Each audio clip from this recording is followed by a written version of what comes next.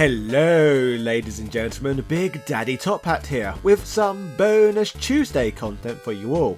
For the first time in a while, the Portugueser Stika returns to the channel to bring to us another riveting video covering the history of obscure bootleg games. So without further ado, let me pass you over to the man himself. This, ladies and gentlemen, is the mad story of the Ludicrous Metal Gear Solid bootleg beat-em-up. Yeah! Where did you learn to fly? Where did you learn to fly? Where did you learn to fly? Where did you learn?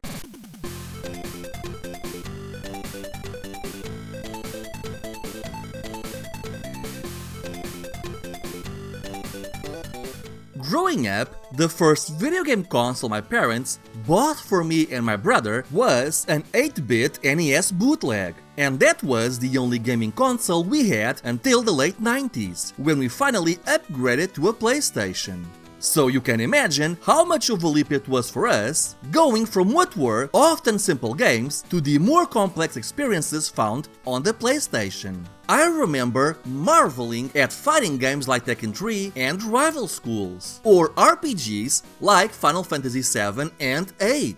But I think that no game managed to drive the point in how far gaming had come as much as the original Metal Gear Solid for the PlayStation.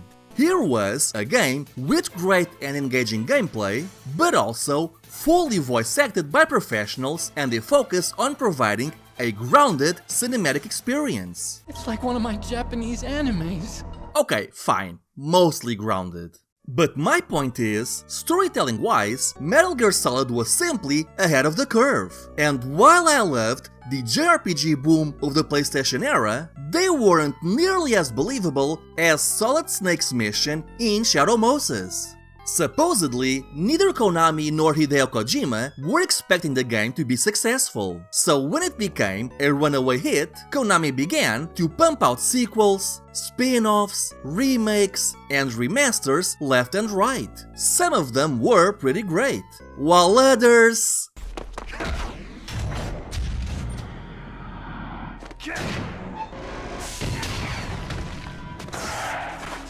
not so much. But today, I want to talk to you about a different Metal Gear title.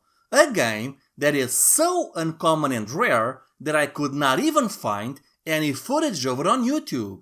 But what game could that be? What is this Metal Gear Solid game that hardly anyone knows it exists? Could I be talking about Snake's Revenge on the NES? Ghost Babel on the Game Boy Color? Or maybe Metal Gear Solid Touch for the iPhone? No. Here, we do things a little differently. I mean, it is in fact a Game Boy Color game, but it's not the one you're thinking of. What if I told you there was in fact a second Metal Gear Solid game released for the Game Boy Color? And that it's not even an espionage game, but rather a beat-em-up with some light RPG mechanics.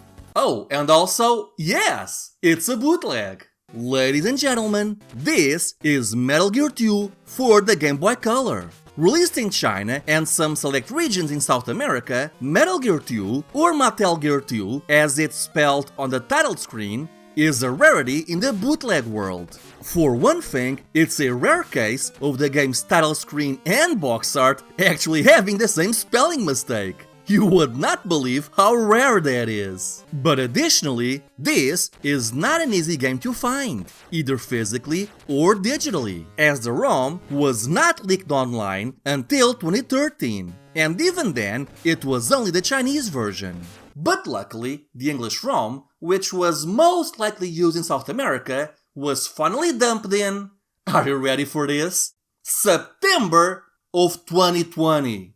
Yes, as of the making of this video, I am playing a 6-month-old ROM dump of a Game Boy Color game. Now, in some regions, this game was sold under the title Iraq War II. Iraq misspelled, of course. It wouldn't be a bootleg otherwise. Still, while some bootlegs could be hard to detect to the untrained eye, this one you could see a mile away. I mean, just look at this thing. You would not mistake this for a real Game Boy Color cartridge. And you gotta love how it has 3 different art pieces of Snake on the cover. It's like they couldn't decide on which one was better, so they just went with all of them. Or how about the tiny little Meryl sitting on Snake's gun?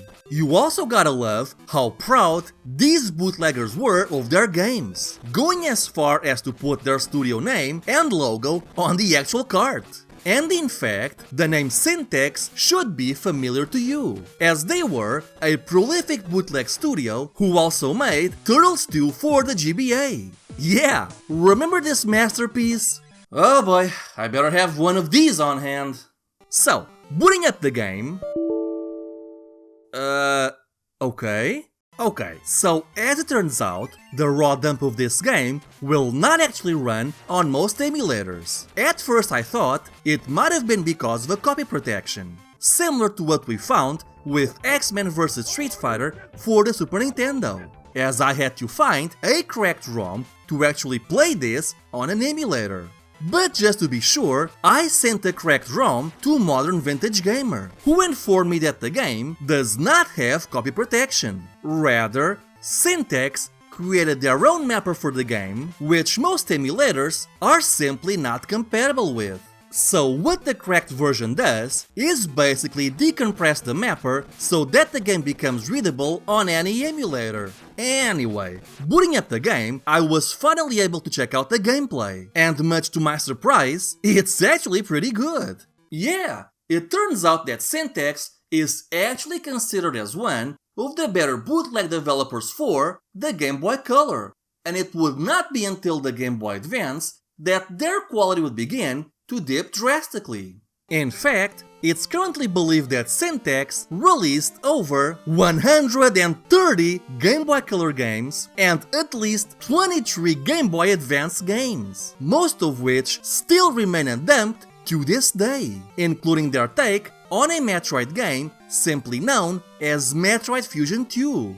But I digress. Once you boot up the game, you're given the choice to pick a new game or load a save. If you pick a new game, Colonel Campbell and Mei Ling will brief you on how terrorists have acquired Metal Gear and kidnapped a researcher, and it's now your job to destroy Metal Gear and save the researcher. Now, you might be wondering, who are these terrorists? Where is the military base? What country are you even going to? And what happened to the soldiers stationed there? No idea, cause the game doesn't tell you. Who knows? Maybe those crazy North Koreans were using it for target practice. Yeah, probably the North Koreans. From there, you get to choose between Solid Snake, Meryl, Firefox, oh wait, now he's called Flank, and Master Miller, or Black Vulcan. The game can't seem to decide. Man, I just love how fast and loose this game plays with the canon. From changing names and nationalities, to making Meryl a knife-wielding ninja, and Master Miller to oh my god, what even is this? He doesn't even look like he belongs in this game. Anyway, once you make a selection, you're brought to an overworld where you can choose your first mission. And from here on out, the game becomes a pretty standard beat-em-up. Now, one thing I noticed is that the gameplay makes a terrible first impression, because you barely cause any damage and you seemingly only have your basic 3-hit combo. But there's actually more to Metal Gear 2 than first meets the eye. For one thing, this game is all about the air juggles. Basically, so long as your enemy isn't lying on the ground, you can keep juggling them in the air with consecutive hits. Additionally, you actually have a pretty decent variety of moves, but they all require special inputs, like down-down attack or down-forward attack. Each character also has a desperation move, which causes a ton of damage, but will eat up your health. So Snake can fire his gun, while Meryl does this cool knife attack. So this means that what you need to do is mix and match your variety of moves to keep your enemies in the air for as long as possible.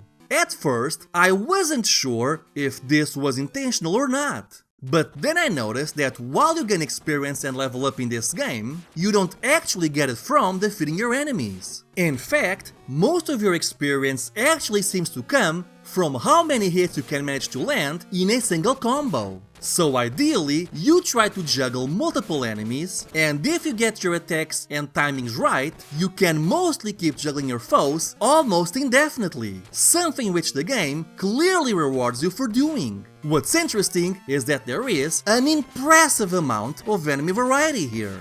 These are not just sprite swaps. They have their own attack patterns, and some will even have different juggling arcs. So you'll also need to think on how you approach each combination of foes. As surprising as this may sound, there's actually a fair bit of depth to this bootleg beat'em up. It could have been so easy to just make it into a 3-hit combo spam fest. Something which, yes, you can do in this game. However, if you approach it this way, you're going to get really bored really quickly. But if you try to master your different moves and their combos, you'll soon realize that there's a lot to this game. Also impressive is the fact that different attacks and characters will also produce different juggling arcs. For example, hit down attack and Snake will create this jump attack, which is clearly supposed to help with juggling enemies. But if you do the same move with Meryl, her attack does the opposite. It throws enemies far away to give you breathing room. I'm sorry, but I'm actually really impressed with this game. We usually come into these bootlegs with the worst of expectations, but this one is actually pretty good. So yeah, I guess I won't be needing this today. Now, I'm not gonna lie to you and tell you this game is perfect. In fact, it has a lot of issues. When you're level 1 or 2, enemies can take quite a bit of time to defeat. But by the time you're level 4 or 5, they honestly become so easy that I kinda stopped trying to do combos. And by the time I hit level 7, man, I wasn't even trying at that point. So yeah, this game has a bit of an inverted difficulty curve, where the first level or 2 are pretty hard, but the more you progress, the easier it gets. Additionally, these levels are long. Like super long, and some of them have objectives like find a map or rescue Otacon, which are represented by pickup items. But if you manage to miss them, or if they drop behind some foreground object and you don't know it's there, get ready to repeat the level from the start. But do you know what the worst part is? Do you know what the absolute worst part is? This game took me 4 hours to beat. I repeat, 4 hours. Jesus Christ, people usually start complaining if a beat'em up is over 40 minutes long. Now imagine 4 hours. Now granted, you can save your progress and then return later. But god, this game is so long. This is actually why most of the footage you see in this video is just me playing as Snake. I was not about to embark on another 4-hour slog for this one. Don't get me wrong, this beat'em up has potential, and there are definitely some positives here. But 4 hours? No, I'm not doing that again. But still, like I said, I do like the enemy variety here, and I was really surprised by how large some of the sprites can be. It's just a shame that you never see more than 2 enemies on screen at the same time, or the fact that the levels are just so ridiculously long. And the game plays really fast and loose with the cannon. The art style can also be super inconsistent. While Snake and most enemies look fine, Meryl, Firefox, and Master Miller just look out of place. And that's not even getting into how silly some of these enemies look. But then again, this is Metal Gear. I'm not sure there's anything that would qualify as too silly for this series. I am the pain. But even so, the way some nationalities, stories, and character designs were so obviously changed from the Metal Gear canon might rub people the wrong way. I mean, how is this supposed to be either Master Miller or Black Vulcan? You can't just change a pre-established character like that. That's not how real life works. I am so hot right now. What's also surprising is that when you rescue Otacon, there's a codec cutscene where Snake accuses Colonel Campbell of betraying him. But man, I could not follow this plot at all. It literally made no sense to me. I'm not even sure it's supposed to make any sense. So this was clearly added in an attempt to keep with the themes in Metal Gear Solid. Overall, I think Metal Gear 2 is a surprisingly good beat-em-up. It's pretty easy to tell that the people who worked on this are Metal Gear Solid fans. Sure, they did not make it into a tactical espionage game, keeping instead with something they were more familiar with. And honestly, that's for the better. The combat system is surprisingly fluid and the enemy variety is way above what you'd expect from even official games on more powerful hardware. I think that with a bit of work and tweaking, this could have honestly been a really great game for the system.